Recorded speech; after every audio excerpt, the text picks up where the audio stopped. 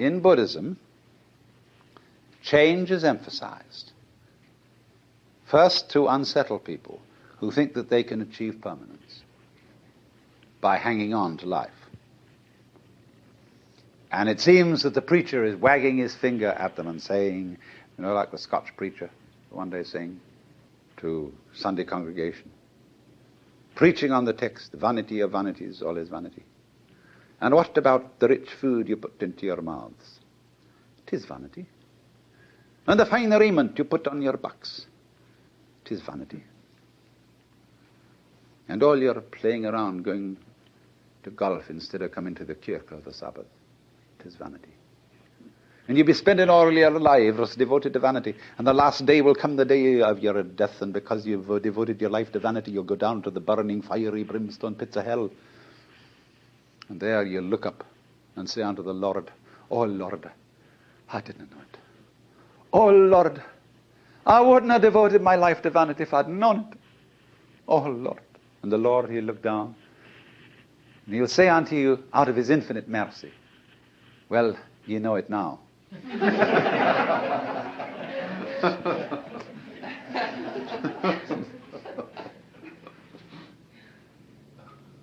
So all the preachers together, you should say, don't cling to this thing. So then, as a result of that,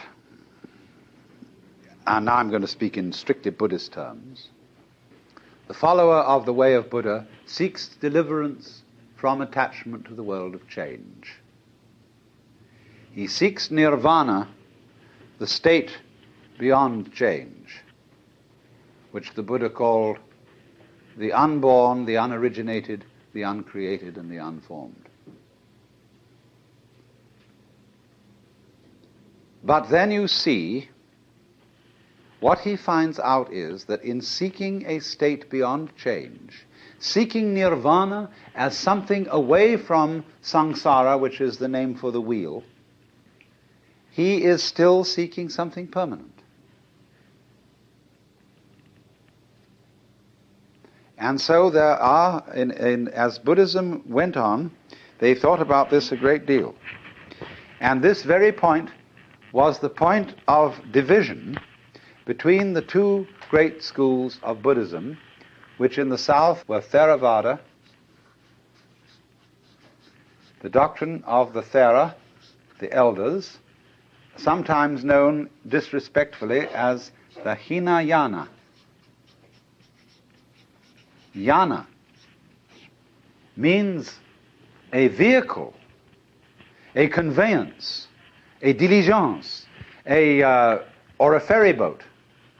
This is a yana. And I live on a ferry boat because that's my job. Then there is the other school of Buddhism called the Mahayana.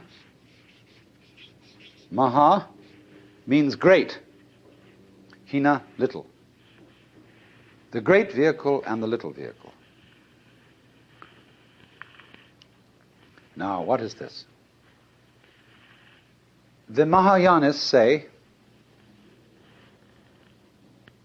your little vehicle just gets a few people who are very, very tough ascetics and takes them across the other shore to nirvana.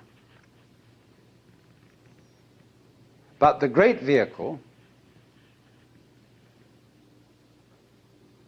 shows people that nirvana is not different from ordinary life.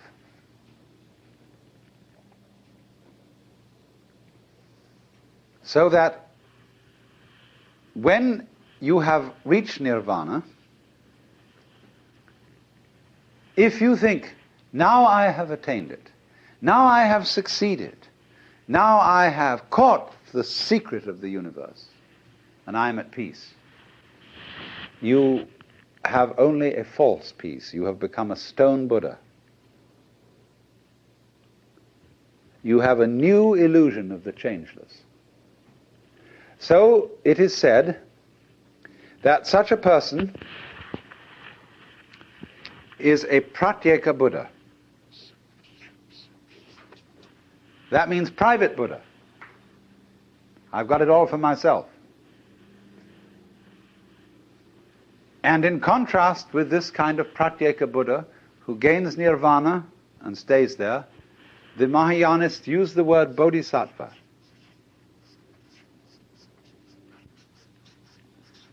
Sattva means essential principle, bodhi, awakening. A person whose essential being is awakened. The word used to mean junior Buddha, someone on the way to becoming a Buddha. But in the course of time, it came to mean someone who had attained Buddhahood, who had reached nirvana, but who returns into everyday life to deliver all other beings. This is the popular idea of a bodhisattva, a savior. And so in the popular Buddhism of Tibet and China and Japan, people worship the bodhisattvas, the great bodhisattvas, as saviors. Say the hermaphroditic Kuan Yin. People love Kuan Yin because he could be a Buddha, but has come back into the world to save all beings. The Japanese call he Kannon. And they have in Kyoto an image of Kannon with 1,000 arms, radiating like a great aureole all round this great golden figure. And these 1,000 arms are 1,000 different ways of rescuing beings from ignorance.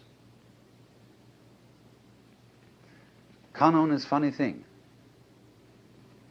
I remember one night when I suddenly realized that Kannon was incarnate in the whole city of Kyoto. That this whole city was Kannon. That the police department, the taxi drivers, the fire department, the mayor and corporation, the shopkeepers, insofar as this whole city was a collaborate effort to sustain human life, however bungling, however inefficient, however corrupt, it was still a manifestation of Kannon, with its 1,000 arms, all working independently, and yet one. So they revere those bodhisattvas as the saviors who've come back into the world to deliver all beings.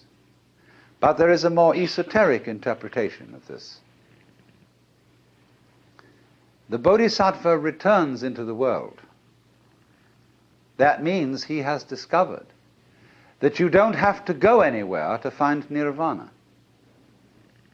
Nirvana is where you are.